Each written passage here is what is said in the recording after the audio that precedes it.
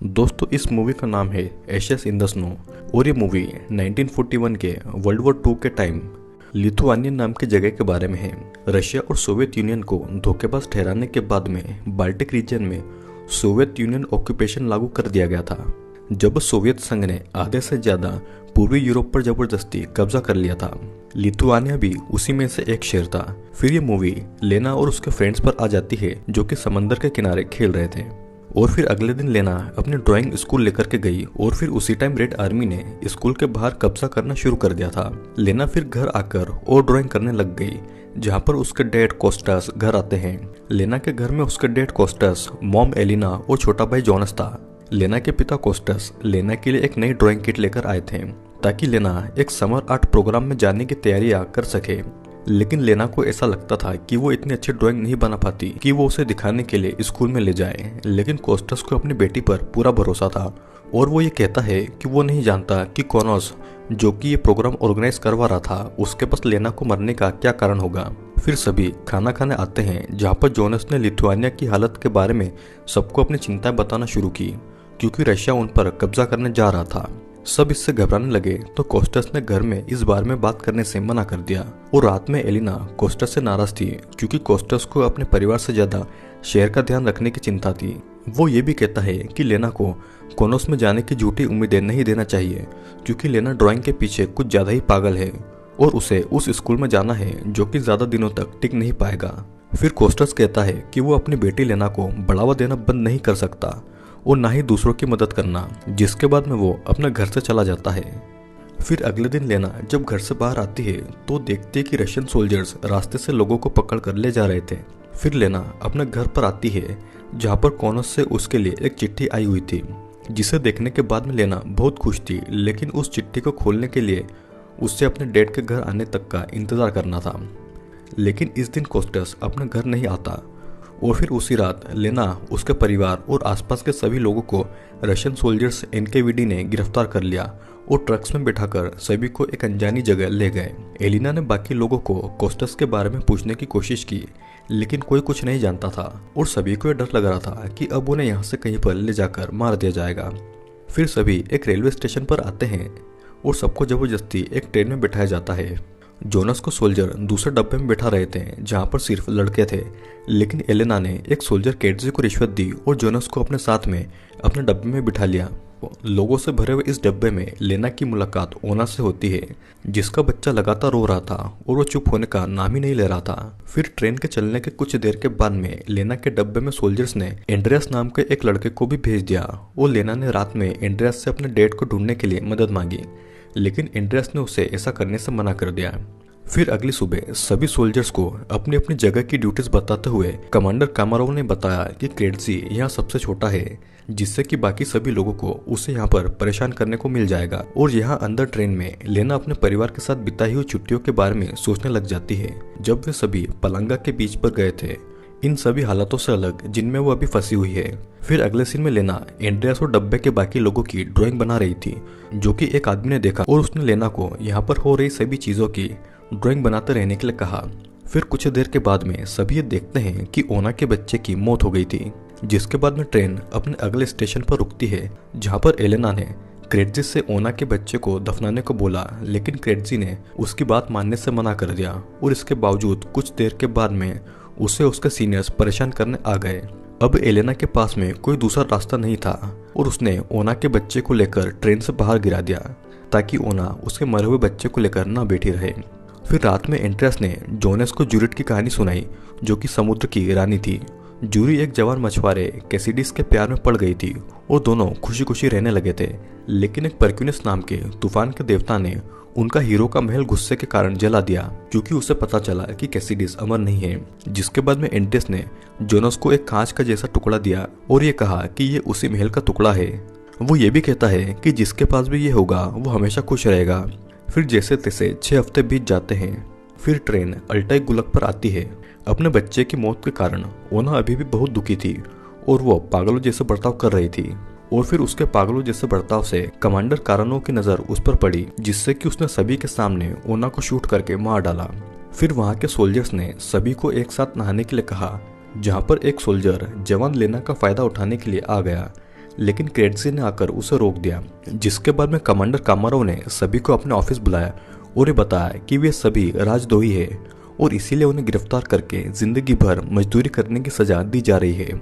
उन्हें गुलग नाम की एक जगह में रहकर खेती करनी होगी, लेकिन अगर सभी लोगों ने पेपर्स पर साइन करके ये मान लिया कि वे सभी राजद्रोही हैं तो उनकी सजा कम हो जाएगी।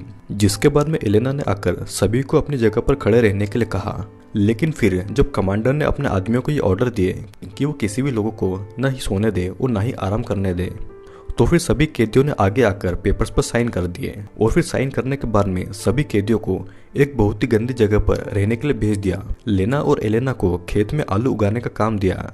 जिसके बाद में उन्हें पता चला कि एंड्रियास को गिरफ्तार करके मारा जा रहा है क्योंकि उसने खाना चुराया था।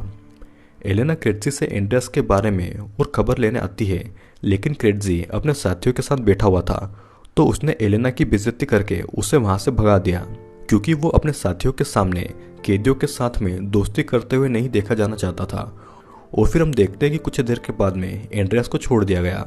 अगले सीन में क्रेटजी एलेना को कामारोव के ऑफिस लेकर आता है और उसका इंतजार करते टाइम क्रेटजी ये बताता है कि एलेना की ही तरह वो यहाँ पर अपनी मर्जी से नहीं आया है और फिर उसे एक और राशन टिकट दे दिया।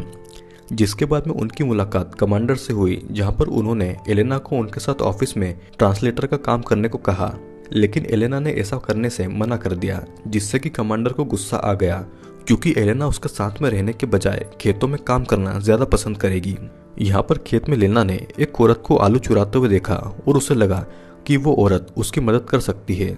वो उस औरत के पास में आई और उसे एक नक्शा कोस्टस को यानी कि अपने पति को भेजने को कहा, लेकिन उस औरत ने गुस्से से मना करते हुए लेना की शिकायत सोल्जर से करने की धमकी दी।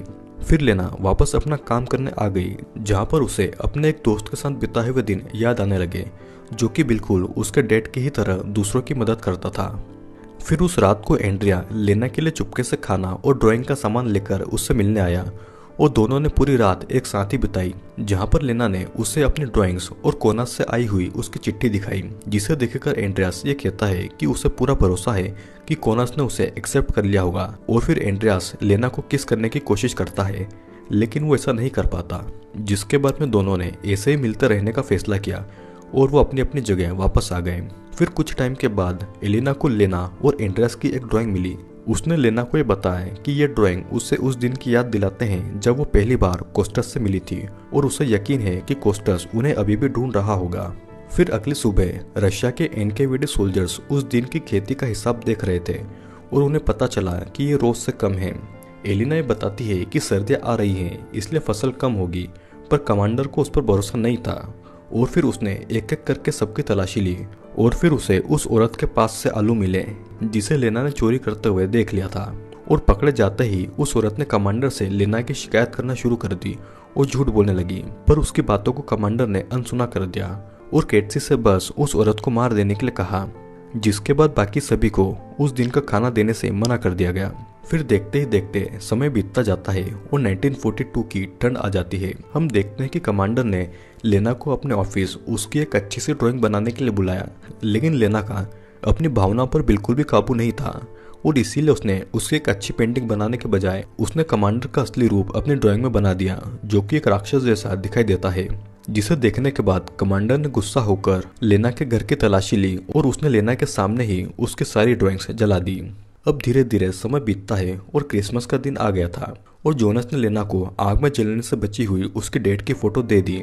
और हम देखते हैं कि एनकेवीडी के सोल्जर्स अभी भी क्रेटसी को परेशान करते थे, तो इसीलिए उसने उस रात खाने के टाइम उसने सभी से लड़ाई कर ली और वहां से चला गया। एंड्रियास लेना और बाकी सभी कैदियों के साथ उनकी क्रिसमस पार्टी में शामिल होने आ गया, जो खुद उसे अच्छे से मनाने की पूरी कोशिश कर रहे थे।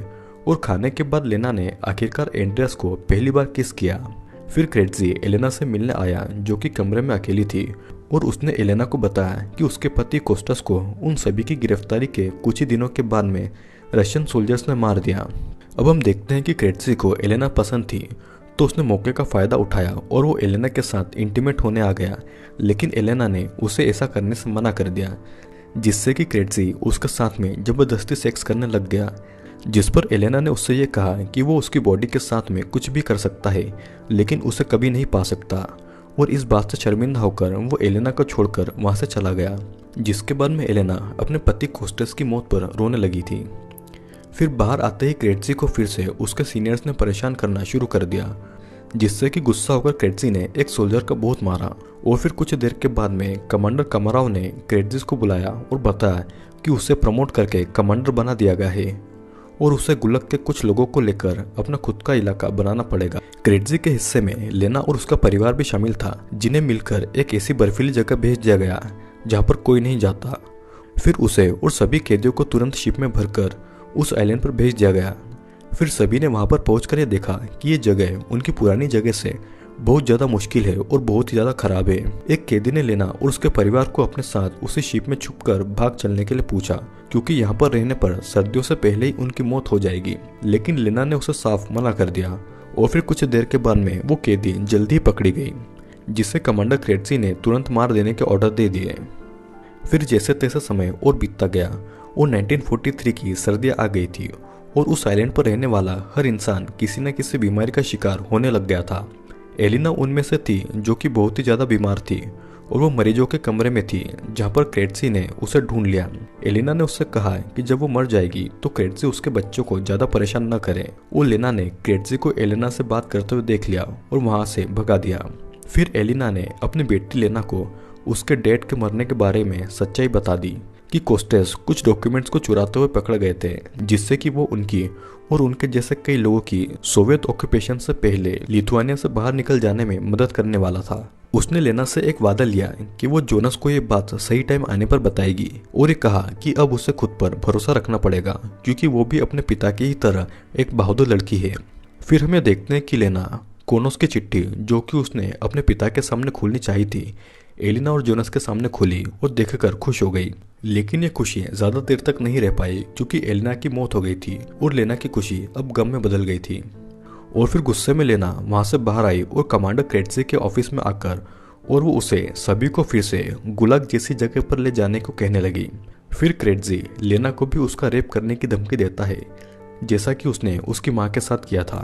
पर इतने में लेना उसे उसकी माँ की मौत के बारे में बता देती है, जिसे सुनकर क्रेटजी ने उसे छोड़ दिया था। जिसके बाद में लेना ने उसकी टेबल पर उसकी ही एक ड्राइंग रख दी और ये ड्राइंग बहुत ही अच्छी थी, जिस पर लेना ये कहती है कि उसे अभी भी क्रेटजी में एक अच्छा इंसान दिखाई देता है, न कि कोई राक्षस। फिर हम ये देखते हैं कि एलिना के दोनों बच्चे मिलकर अपनी माँ को दफनाने चले गए थे और यहाँ पर कमांडर क्रेटजी ने बच्चों की आज़ादी के लिए एक लेटर लिखकर सुसाइड कर लिया। और फिर आखिर में लेना और जोनस समंदर के किनारे एक नाव में बैठने आए, जहाँ पर लेना उस दिन को याद करने लग गई जब उसने बीच पर बिताया था। और इसी के साथ में ये मूवी यहीं पर एंड हो जाती है। दोस्तों, ये एक छोटे से परिवार की कहानी है जिसे रशिया की आर्मी ने वर्ल्ड वॉर 2 के बाद में एक ऐसी जगह पर भेज दिया जहाँ की हालत बहुत ही ज़्यादा खस्ता थी। ये परिवार जैसे तैसे अपना जीवन बिता रहा था और एलिना का हस्बैंड एक बहुत ही अच्छा इंसान था। वो अपने परिवार और आसपास के बाकी लोगों को इस जगह से ले जाना चाहता था, लेकिन उससे पहले ही एलिना की फैमिली को रशियन आर्मी ने पकड़ लिया और एलिना के हस्बैंड को मार डाला। आई होप दोस्तों आपको ये वीडियो ज़रूर पसंद आया होगा। वीडियो अगर पसंद आया हो तो लाइक और कमेंट करें, और अगर आप इस चैनल पर नए हैं तो चैनल को सब्सक्राइब करके बेल नोटिफिकेशन ज़रूर ऑन कर लीजिएगा।